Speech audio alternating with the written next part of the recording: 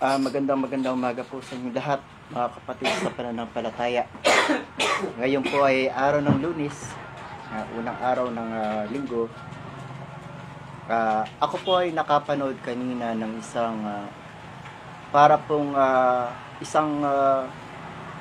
pangyayari na bihira lang pong nagaganap. Kung napanood niyo po yung mga isda na nagkakamatay doon sa Jensan, at napanood ko rin po yung mensahe ng ating kapatid na Lady Min na ang hindi nyo po alam habang kayo ay natutuwa sa mga nangyayari na pagkamatay ng mga isda, hindi nyo po alam lahat po yan ay nagbibigay ng babala sa atin. May mga mangyayari pong masasama na mga iminensahe po dito sa atin ng ating pong Panginoon at ng mga banal na espiritu na ito pong pagdating ng taong ito 2024 ay hindi nyo po nalalaman na marami pong mga masasamang mangyayari sa ating pong kapanahunan, hindi lamang po dito sa bansang Pilipinas, kundi sa iba't ibang panig ng mundo. Kaya nga po, pagdating pa lang ng taong 2024, kung nakikita nyo po yung nangyari sa bansang Japan, hindi po ba napakatindi ang nangyaring disaster sa bansang Japan? Kung titingnan nyo po kasi, sino ba ang propetang kinikilala sa bansang Japan? Hindi po ba si Propeta Buddha? Na kanina lamang po ay inihayag ng ating pong pastor, si Propeta Buddha ay hindi po naging sakdal, at si Propeta Muhammad, sila po ay mga propetang bulaan ayon po sa sinabi po ng ating tunay na sugo ng Diyos sa ating kapanahunan ngayon. Dahil kung hindi nyo po nalalaman ang hiwaga ng ating pong pastor, ang pastor na ipinagkalob sa atin ng ating Panginoong Diyos ng ayon sa kanyang kalooban na kakandili sa atin ng ating mga kaalaman at unawa, upang ang sino man sa kanya ay makinig ay hindi na po maliligaw at hindi na po mapapahamak pa. Yung mga taong makikinig sa kanya ay mabubuhay na sa kaliwanagan at hindi na po mabubuhay sa kadiliman, sa pagkabulag.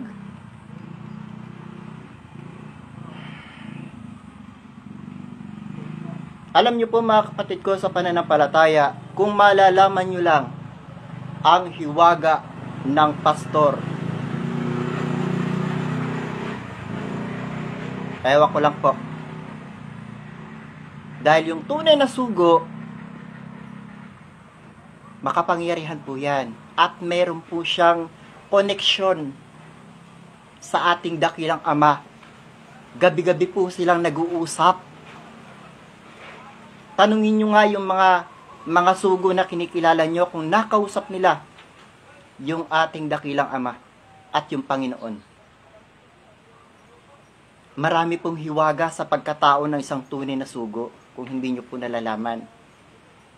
Kaya nga po, ito yung sinasabi niya at sinasabi rin po namin na ayon sa kanya, lahat ng mga taong na banal, lahat sila magre-report sa kanya.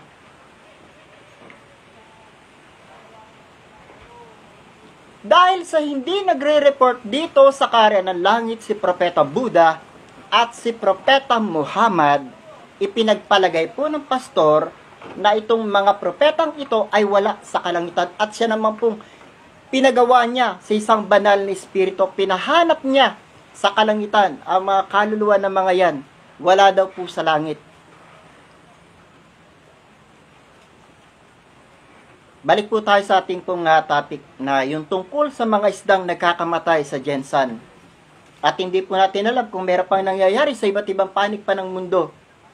Ito po ay may mga malalaking babala sa ating pong lahat. Alam niyo po yung pinakamensahe ng aking pong mga inihahayag sa inyo ngayon. Panahon na para ang lahat ng mga tao ay magsisi, magbago at magbalik loob tayong lahat sa Diyos. Dahil yan po ay inuutos sa atin noon pa ng mga propeta. Uunahin po natin ang utos ni propeta Jeremias. Jeremias Kapitulo 3, talatang 14.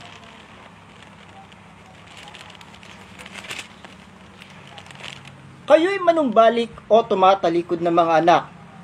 Sabi ng Panginoon, sapagkat ako'y asawa ninyo, at kukuha ko sa inyo ng isa sa isang bayan, at dalawa sa isang angkan, at dadalhin ko kayo sa Sion, at bibigyan ko kayo ng mga pastor ayon sa aking kalooban, nakakandili sa inyo ng inyong mga kaalaman at unawa. Kaya nga po ito yung sinasabi namin sa inyo. Ang ating pong dakilang Ama ang magbibigay ng pastor para wala na pong tao pa na maliligaw pa at wala ng tao pa na mabubulag sa katotohanan dahil ang kaliwanagan ang siya ng maghahari. Wala nang magsisinungaling na mga mangangaral at wala na ring magbubulaan na mga tagapagturo ng kautusan.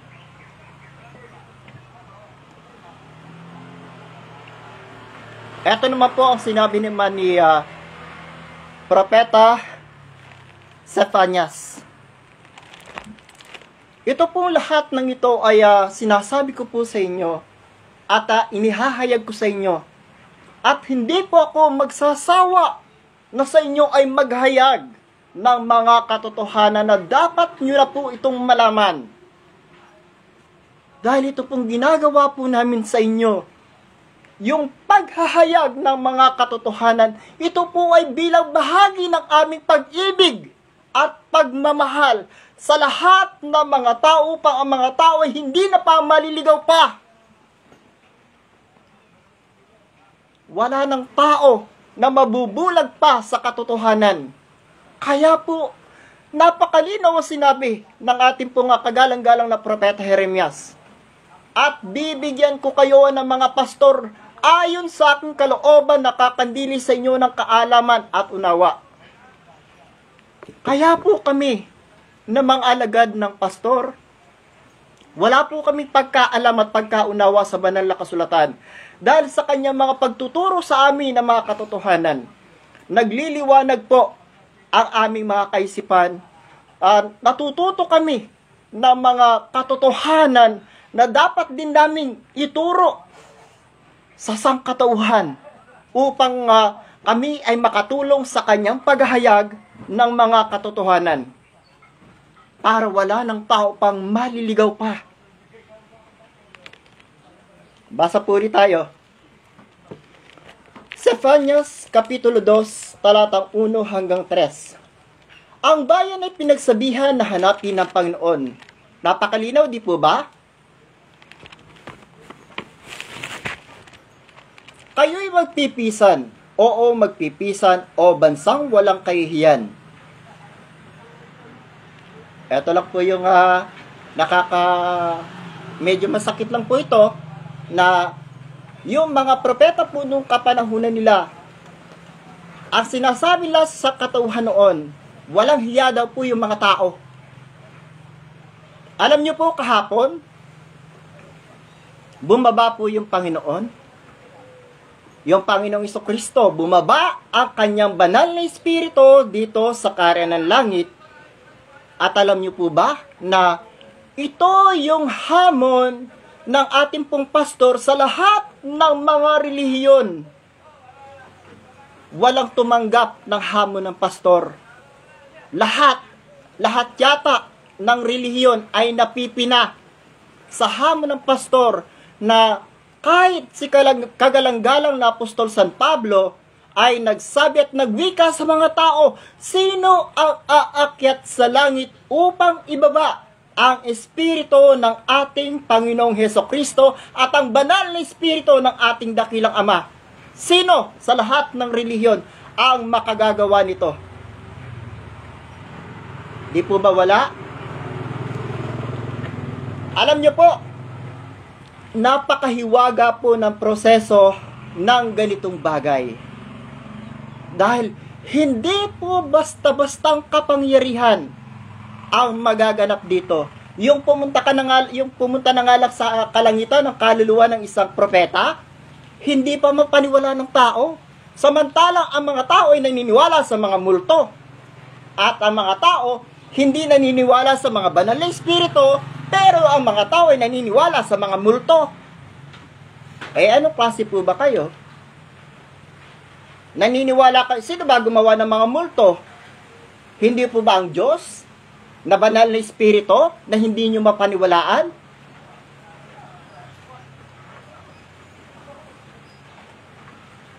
Kaya po mga kapatid ko sa pananampalataya, alam po namin na yung mga katotohanan inyong naririnig sa amin na inihahayag namin sa inyo, alam ko po bago lang ito sa inyong mga pandinig. Na dahil nga po sa kawalan ng presensya ng mga banal na espiritu sa inyong mga kinakanibang relihiyon, ay hindi kayo namulat na may mga bumababa pala na mga banal na espiritu sa kalagitnaan ng inyong mga pagpupulong. Kagaya po ng nangyari kahapon dito sa Kaharian ng Langit. Bumaba ang banal na espiritu ng ating Panginoong Hesukristo. Alam niyo po ba yung hiwaga na naganap na yan? At alam ko naman po na yung mga ganitong klaseng hiwaga kailanman ay hindi magaganap sa inyong mga pananampalataya at sa inyong mga relihiyon. Kagaya po ng lagi ko pong sinasabi at sinabi rin po ng pastor, paanong bababa sa inyo ang mga banal na espiritu kung ang lagi niyong sinasabi, kagaya na lang dito sa amin sa Kaharian ng Langit, lagi niyong sinasabi mga masasama at mga karumaldumal na espiritu yung bumababa dito. Samantalang sa katotohanan ay nagkakalat lamang kayo ng kasinungalingan at kabulaanan. Dahil dito sa Kaharian ng Langit, hindi po kami nakikipag-ugnayan sa mga masasamang espiritu. Yan po ang takatandaan ninyong lahat. Dahil mga banal na espiritu ang bumababa dito sa Kaharian ng Langit, buhat sa kaitaasan. At sila po ay gumagamit ng mga propeta. Kaya nga po sa lahat ng mga taong nagsasabi, kami ang tunay na iglesia ni Kristo. Sabi ng mga Romano Katoliko. Ang sabi naman ng mga iglesia ni Manalo, kami ang tunay na iglesia ni Kristo. Ang tanong ko sa inyo, kailan bumaba ang banal na espiritu ng ating Panginoong Hesukristo sa inyong mga pananampalataya? Kailan nyo nagawa na pababain ang banal na espiritu ng ating dakilang Ama? Nagawa nyo ba yan? Mayroon bang propeta sa inyong pananampalataya? Dahil ang tunay na iglesia at katawan ni Kristo ay matatagpuan sa unang Korinto, Kapitulo 12, talatang 27 hanggang 28. Kung isa man sa mga sangkap na yan ng tunay na pananampalataya at tunay na iglesia ni Kristo ay wala sa inyo, huwag na kayong mag-angkin na kayo nga ang tunay na iglesia ni Kristo. Dahil ang tunay na iglesia ni Kristo, kompleto pong sangkap niya yan. Kung babasahin nyo yan, ano, gusto nyo basahin natin? Sige, para sa kaalaman ninyo lahat. Balikan po natin itong si Panyas. Unang Korinto, Kapitulo 12, talatang 27 hanggang 28. Kayo nga ang katawan ni Kristo at bawat isa'y sama-samang mga sangkap niya. O di po ba napakaliwanag? Kayo nga ang katawan ni Kristo. Ibig sabihin, kayo marami. Hindi lang po yung sinasabi niyo, kami. Sa katotohanan, hindi naman. Kayo nga ang katawan ni Kristo at bawat isa'y sama-samang mga sangkap niya. Marami po palang sangkap yung isang tunay na iglesia ni Kristo. Kaya huwag niyo pong angkinin kayo lang. At ang Diyos ay naglagay ng ilan sa iglesia. Kita niyo naman po, yung Diyos ang naglagay at hindi yung mga tao. At ang Diyos ay naglagay ng ilan sa iglesia. Una-una yung mga apostol. Sino yung mga apostol? Sila po yung mga nagmimisyon, mga misyonero, mga sinusugo, mga nangangaral ng gagamot at nagbabahagi ng mga biyaya sa mga tao. Meron po silang mga biyaya at kapangyarihan sa kanilang mga kamay. Ito pong mga apostol, kagaya ng apostol ng ating Panginoong Jesucristo. Ikalaway, mga propeta. Ito po ang palagi kong tinatanong sa inyo, kung kayo nga ang tunay na iglesia ni Kristo sa lahat ng mga relihiyon, mayroon bang propeta sa inyong pananampalataya? Sagutin niyo po yung katanungan kong yan. Mag-comment kayo sa akin. Comment down below. Ano ang sinasabing importansya ng isang propeta sa isang tunay na iglesia ni Kristo? Hindi po ba siya ang kumukuha ng mga mensahe buhat sa kaitaasan, buhat sa kaharian ng ating dakilang Ama? Siya po ang kumukuha ng mga mensahe. Aakyat sa langit ang kanyang kaluluwa upang makakuha ng mga mensahe sa ating dakilang Ama. Kailan ito nangyari sa inyong mga pananampalataya? Ikatlo'y, mga guro, alam niyo naman po ang sinasabi ni agalang-galang na Apostol Santiago, huwag maging guro ang bawat isa, mga kapatid ko, yamang nalalamong kayo'y tatanggap ng lalong mas mabigat na hatol. Santiago, Kapitulo 3. Basahin niyo po yan at pagbulayan niyo po yan. Kung kayo'y hindi talagang mga guro na isinugo ng Diyos, huwag na po kayong mangaral. Dahil makapagliligaw lamang po kayo ng tao ayon po sa pastor. Dahil ayon kay Apostol San Pablo, ang mga taong isinusugo lang na pinagkalooban ng authority ng ating dakilang Ama at ng ating Panginoon, ang mga taong may karapatang mangaral. Kaya nga po ang sabi ng ating kagalang-galang na Apostol San Pablo sa aklat ng Roma, Kapitulo 10, talatang 15, paano silang makapangangaral kung hindi naman sila mga sinugo?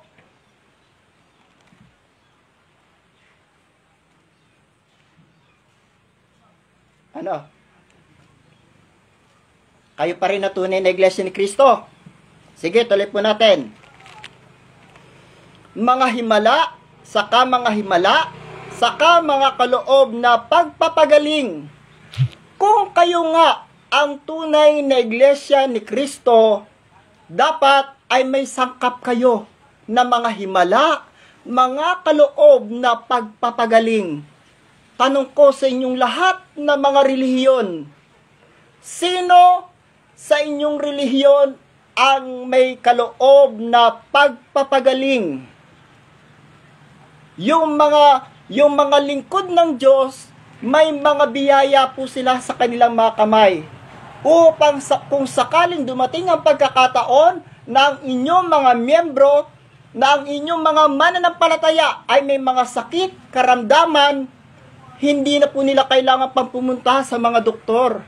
At hindi na rin po nila kailangan pang pumunta sa mga mamahaling ospital upang magpagamot. Dahil ang mga kagalingan nila ay nasa inyo ng pastor at sa kanyang mga alagad.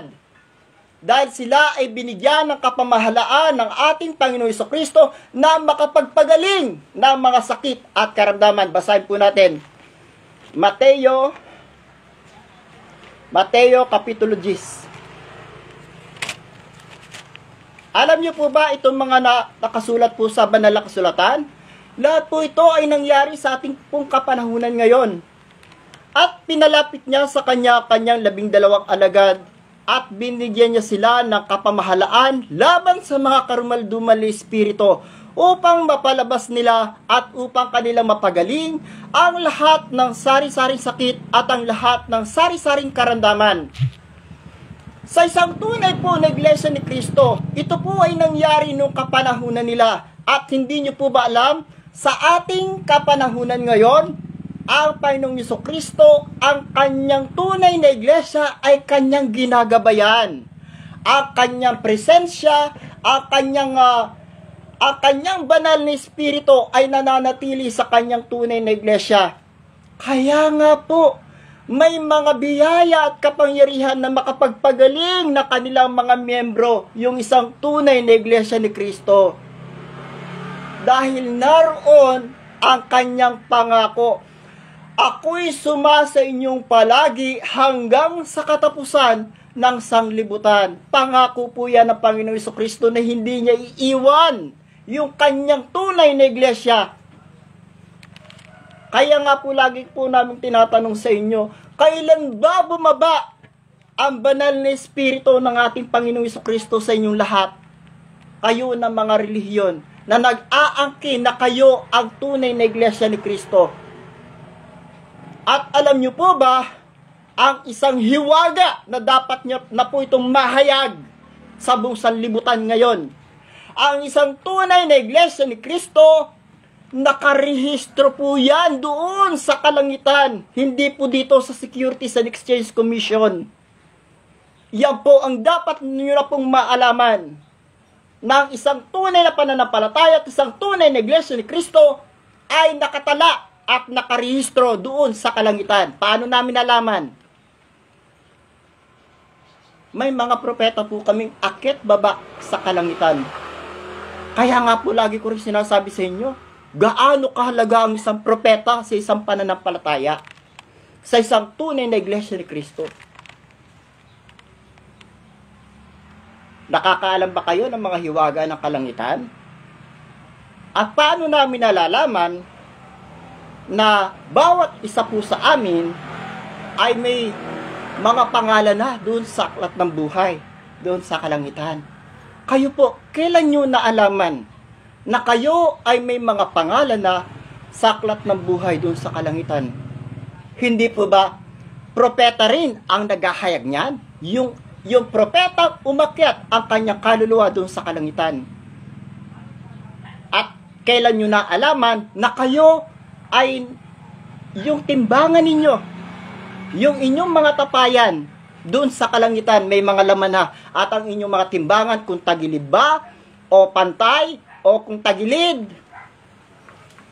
Hindi po ba napakahiwaga ng mga ganitong bagay na nangyayari sa isang tunay na iglesia ni Kristo? Balik po tayo sa kaloob na pagpapagaling at mga himala na sangkap na isang tunay na iglesia ni Kristo. Ayon po sa ating pong Panginoong Jesucristo, siya ay nagbigay ng mga tanda sa kanyang mga tunay na lingkod. Basahin niyo po yan sa aklat ng San Marcos, Kapitulo 16, talatang 17 hanggang 18. Marcos, Kapitulo 16, talatang 17 hanggang 18. Nandyan po ang mga tanda na ipinagkaloob ng ating Panginoong Jesucristo sa kanyang mga tunay na lingkod. Ito po yung sinasabi po namin na yung mga tubig, babasbasan lang, nagiging gamot. Gaano po bang hiwaga ang magaganap na yan? Yung tubig magiging gamot sa pamamagitan ng pagbasbas ng tunay na lingkod ng ating pong Panginoon. At kung ito pong mga bagay na ito ay wala sa inyong pananampalataya, nakapagpapalayas ng mga demonyo, nakakapagpagaling ng mga samot-saring sakit at mga karamdaman, dahil ang ating Ama ay manggagamot. Ang Panginoong Jesucristo ay manggagamot. lahat na mga apostol, lahat sila manggagamot, pati mga propeta. At sa ating kapanahunan ngayon, yung kanilang mga tunay na lingkod, lahat sila manggagamot din. Dahil ang biyaya ay ipinagkaloob ng ating Panginoon Jesucristo sa kanyang mga tunay na lingkod. Ngayon, naalaman nyo na po yung mga sangkap ng isang tunay na pananampalataya at sangkap ng isang tunay na iglesia ni Kristo. Meron pa po yan. Basahin po ng ulit natin, ano? Asa na ba? Tuloy po natin yung sangkap. Saka mga kaloob na pagpapagaling, mga pagtulong, mga pamamahala, at iba't ibang mga wika. Di po ba napakarami pong sangkap ng isang tunay na iglesia ni Kristo? Kaya wag niyo pong sabihin, kami yung tunay na iglesia ni Kristo. Hanggang ganun lang, hanggang salita lang. Pero sa mga patotoo at sa mga ebidensya, wala na. Alam niyo po ba itong sinasabing iba't ibang mga wika? Ito nga po yung lagi nating sinasabi. Yung mga pagbaba ng mga banal na espiritu. Iba't ibang mga banal na espiritu. Yung pagbaba ng ating kagalang-galang na Dr. Jose Rizal. Yung pagbaba ng ating mahal na Inang Birhen Maria. Kagalang-galang Santo Niño. Kagalang-galang San Miguel Arcangel. At yung iba pang mga arkanghel na bumababa. At yung iba pang mga banal na espiritu, Santa Teresita, Santa Lilia, at lahat ng mga banal na espiritu, lahat ng mga nabanal na espiritu, na siyang pinatututuhanan ng ating pong pastor, dahil ang ating pong pastor, siya ang magsasaksi sa mga taong nabanal. At kung hindi sila bumaba dito sa Kaharian ng Langit, paano kayong sasaksihan ng ating pong pastor? Kagaya ni Propeta Buddha at ni Propeta Muhammad, kailanman ay hindi namin narinig ang kanilang mga tinig kung sila nga ba ay tunay na nabanal. Kaya nga po ang sabi ng pastor, wala sila sa Kaharian ng Langit. Kaya mga kapatid ko sa pananampalataya, siguro po ay panahon na para maunawaan at maintindihan po natin itong mga nangyayaring nagaganap sa ating pong kapanahunan ngayon. Yung mga aral na hindi inaaral sa atin ng inyong mga pananampalataya. Dahil ito ay nahayag na dahil nasa panahon na po tayo ng end times. Ayon po dito kay Propeta Zephanias, ang bayan ay pinagsabihan na hanapin ang Panginoon. Kayo'y magpipisan, oo magpipisan, o bansang walang kahihiyan. Bago ang pasya'y lumabas, bago dumaang parang dayami ang karawan, bago dumating sa inyo ang mabangis na galit ng Panginoon, bago dumating sa inyo ang kaarawan ng galit ng Panginoon. Ito po yung lagi po naming ipinapaalala sa inyong lahat. Lahat ng mga tao sa buong Pilipinas at sa buong mundo, ito po ay bilang bahagi ng aming pagmamahal, paglilingkod sa sangbayan ng Pilipino na kayo po ay magkaroon ng pagkaunawa tungkol sa mga aral ng mga hiwaga ng kalangitan, na maalaman nyo po ang buong kapasyahan ng ating pong dakilang Ama. Hanapin ninyo ang Panginoon ninyong lahat na maamo sa lupa, na nagsisigawa ng ayon sa kanyang kahatulan. Hanapin ninyo ang katuwiran, hanapin ninyo ang kaamuan, kay pala ay malilingid kayo sa kaarawan ng galit ng Panginoon. Dahil kung hindi nyo po nalalaman itong taong 2024 na ito, marami pong mga mabibigat na mga dilubyong magaganap sa ating bayan at sa iba't ibang panig ng mundo. Dahil ayon po sa pagbaba ng ating pong Panginoon Jesucristo, wala daw pong nagbago kahit isa. Kahapon lang ay nahayag. Walang nagbago kahit isa. Wala. Inihayag ni kagalang-galang na Apostol San Pablo, walang nagbago kahit isa. Lahat ay lumihis sa kanilang mga daan at landas na nilalakaran. Walang gumagawa ng mabuti. Nakakalungkot lang po. Basahin na po natin na para maalaman po natin yung sinabi ni kagalang-galang na Apostol San Pablo sa lahat ng mga tao noong kapanahunan niya at siya naman po nagaganap sa ating kapanahunan ngayon. Roma Kapitulo 3 talatang 10. Gaya ng nasusulat, walang matuwid, wala kahit isa, walang nakakatalastas, walang humahanap sa Diyos, silang lahat ay nagsilihis, magkakasamang nawala ng kasaysayan, walang gumagawa ng mabuti, wala kahit isa. Kaya po ito pong ating dakilang Ama ay galit na doon sa kalangitan at gusto na po niya tayong lipulin lahat.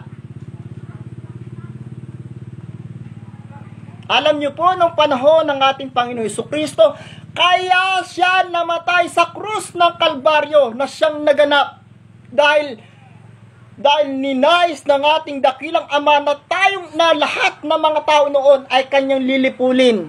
Subalit tayo pong lahat ay kanyang tinubos ng kanyang sariling dugo na hindi maunawaan ng mga kamusliman na kayong lahat ay tinubos ng ating Panginoong Jesucristo noong kapanahunan niya upang ang buong sanlibutan ay huwag lipulin ng ating dakilang Ama.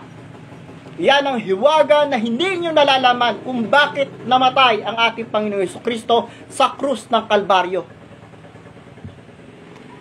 Sa pagtubos niya ng kanyang sariling dugo, ay tinubos niya ang mga taong makasalanan, na ang sinumang mga tao na sumampalataya sa kanya ay magkaroon ng buhay na walang hanggan, na lumipat na sa kabuhayan mula sa kamatayan. At ang bawat tao na tumatanggap sa kanya ay pinagkalooban niya ng karapatang maging mga anak ng Diyos.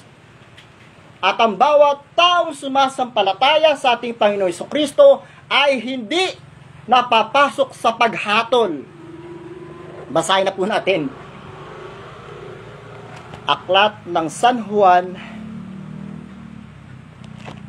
talatang 5.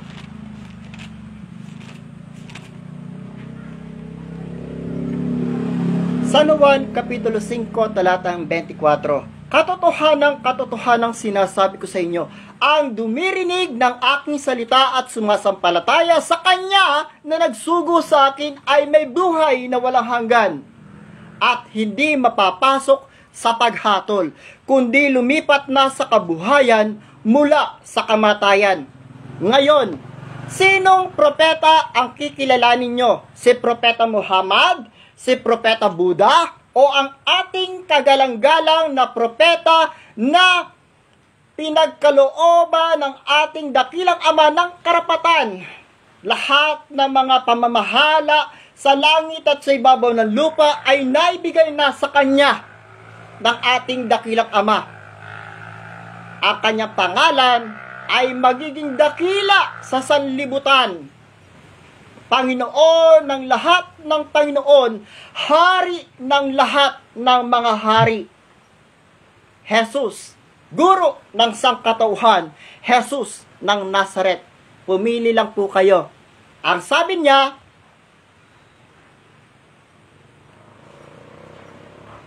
ang dumirinig ng aking salita at sumasampalataya sa Kanya na nagsugo sa akin ay may buhay na walang hanggan at hindi mapapasok sa paghatol kundi lumipat na sa kabuhayan mula sa kamatayan.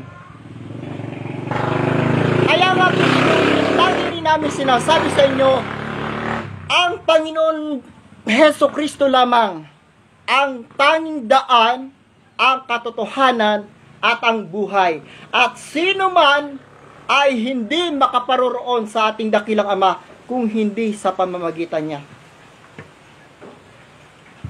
Kaya siguro panahon na upang tayo ay sumampalataya sa nag-iisang hari na dapat nang maghari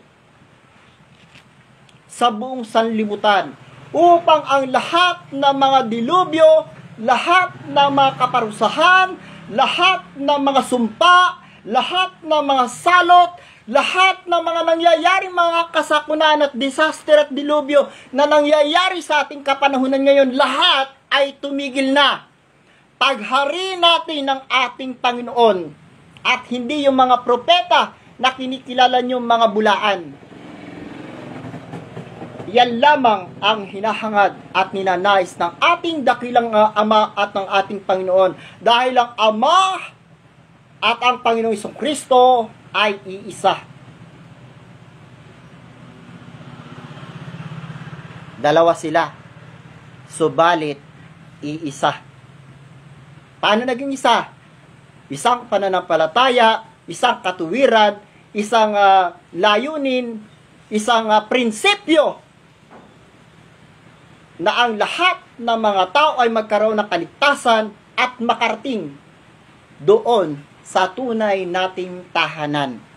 Kaya nga po ang sabi ng ating kagalang-galang na Apostol San Pablo, ngayon nga'y wala ng hatol ang nasa kay Kristo Jesus. Hindi po ba napakasarap? Ito pa ang sabi natin Panginoon sa Kristo. Juan, Kapitulo 14, talatang 1. Huwag maglumihana ng inyong puso. Magsisampalataya kayo sa Diyos, magsisampalataya naman kayo sa akin. Sa bahay ng aking Ama ay maraming tahanan. Kung di gayon, ay sinabi ko sana sa inyo, sapagkat ako'y paroroon upang ipaghanda ko kayo ng dakong kalalagyan. Kung ako'y pumaroon at kayo'y maipaghanda ng kalalagyan, ay muling paririto ako at kayo'y tatanggapin ko sa aking sarili, upang kung saan ako naroroon, kayo naman ay dumuon. Napakaliwanag po na ito po yung ninanais natin pong Panginoong Jesucristo, na tayong lahat, anuman ang iyong pananampalataya, anuman ang iyong paniniwala, anuman ang iyong relihiyon, tayong lahat dapat ay magkaisa na. Isang akala, isang pag-iisip, isang prinsipyo na ang tanging Panginoon Jesucristo lamang ang ating paghahariin sa ating puso, sa ating isipan, sa ating buhay. Dahil kung maghahari na ang Panginoon, lahat ng mga dilubyong yan, lahat ng mga nangyayaring kasakunaan na yan, lahat ng mga sumpa, salot, mga disaster, mga lindol, lahat yan ay kanyang hahawiin at maghahari na ang pag-ibig at kapayapaan at kasaganaan sa ating bayan at sa buong sandaigdigan. Dahil ang ninanais ng ating Panginoong Jesucristo, walang hanggang pagkakaisa, walang hanggang kapayapaan at kasaganaan sa lahat ng mga tao sa buong sanlibutan. Paghaharin niyo ang Panginoon ang ayaw niyo.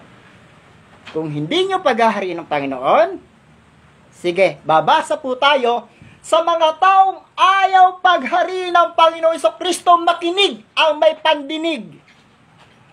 Ito ang ninanais ninyo sa lahat ng mga tao na ayaw kilalanin, ayaw paghariin ang ating Panginoong Jesucristo.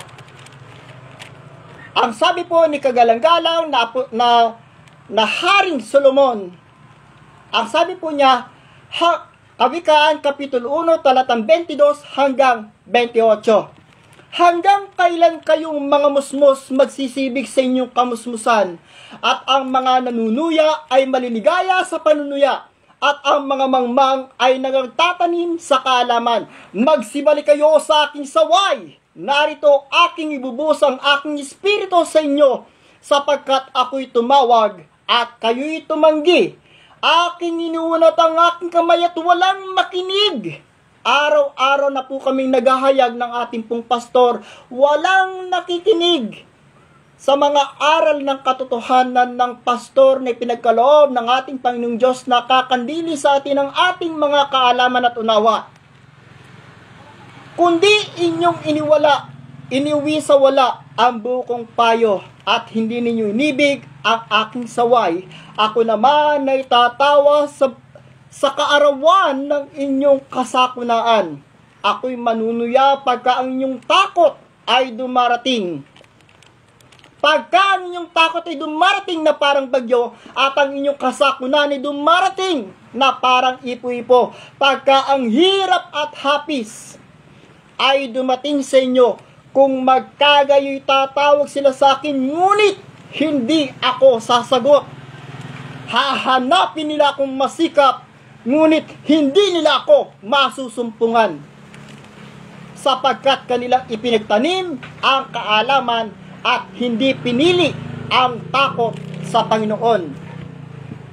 Alam niyo po ba kung bakit araw-araw lahat kami lahat ng araw halos ay palagi na lamang kaming naghahayag upang ang lahat po ng mga tao magkaroon ng buong kaalaman sa banal na espiritu at sa mga hiwaga ng kalangitan, dahil nais po namin matapos na ang pagkabulag ng buong sanglibutan upang sumilay na ang maningning na kaliwanagan sa inyong buhay at sa inyong kaisipan, mga maling paniniwala na itinatak ng mga naunang mga bulaang mga mangangaral,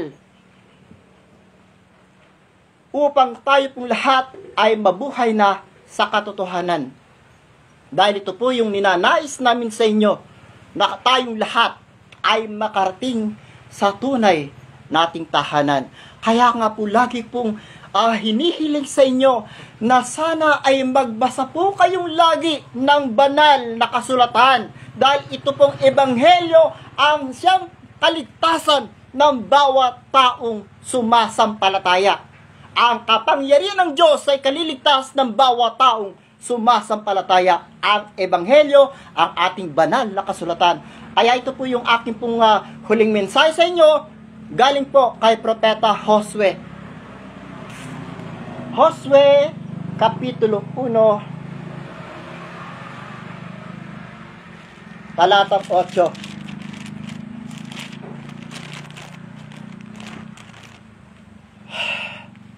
Ang aklat na ito ng kautusan ay huwag may walay sa iyong bibig, kundi yung pagbubulayan araw at gabi, upang iyong masunod na gawin ang ayon sa lahat ng nakasulat dito, sapagkat kung magkagayoy, pagiginhawahin ang iyong lakad, at kung magkagayoy, magtatamo ka ng mabuting kawakasan. May nagpahabol po, si kagalang-galang na Haring Solomon. Aklat ng Kawikaan, Kapitulo 3, talatang 1. Anak ko, lahat po ng mga tao makinig ang may pandinig, buong Pilipinas at buong mundo. Anak ko, huwag mong kalimutan ng aking kautusan, kundi ingatan ng iyong puso ang aking mga utos, sapagkat karamihan ng mga araw at mga taon ng buhay at kapayapaan ay madaragdag sa iyo. Ituloy po natin dito po sa Kawikaan, Kapitulo 7 ulit. Anak ko, ingatan mo ang aking mga salita at impukin mo sa iyo ang aking mga utos. Ingatan mo ang aking mga utos at mabuhay ka. At ang aking kautusan na parang itim ng iyong mata, itali mo sa iyong mga daliri, ikintal mo sa iyong puso. Ibig sabihin po nito, bawat araw, bawat oras, ilagay po natin sa ating mga puso, sa ating isipan, ang mga kautusan ng ating pong dakilang Ama, yung kanyang 10 utos. Dahil ito po ang pinakamahalaga at pinakaimportante na lahat tayong mga tao ay nabuhay dito sa sanlibutan upang tayong lahat ay sumunod sa mga kautusan ng ating pong dakilang Ama. Yan po yung ating buong katungkulang mga tao, na tayong lahat ay susunod sa kanyang mga utos. Kaya mga kapatid ko sa pananampalataya, ang huli ko pong mensahe, habang may oras pa, habang may panahon pa, ang lahat ay aking hinikayat na magsisi, magbago, at magbalik-loob na po tayo sa ating dakilang Ama, upang tayo ay magtamo ng mabuting kawakasan. Yun lamang po at maraming salamat po sa inyo lahat. Ang biyaya, kapayapaan, nawa ang sa atin ay sumagana. Magandang araw po sa inyo lahat. Purihin ng Diyos, purihin ng Ama, purihin siya sa kanyang makapangyarihan. Ang lahat ng kapurihan, kapangyarihan, kaluwalhatian ay ating itinataas sa ating dakilang Ama. Siya nawa. Maraming salamat po.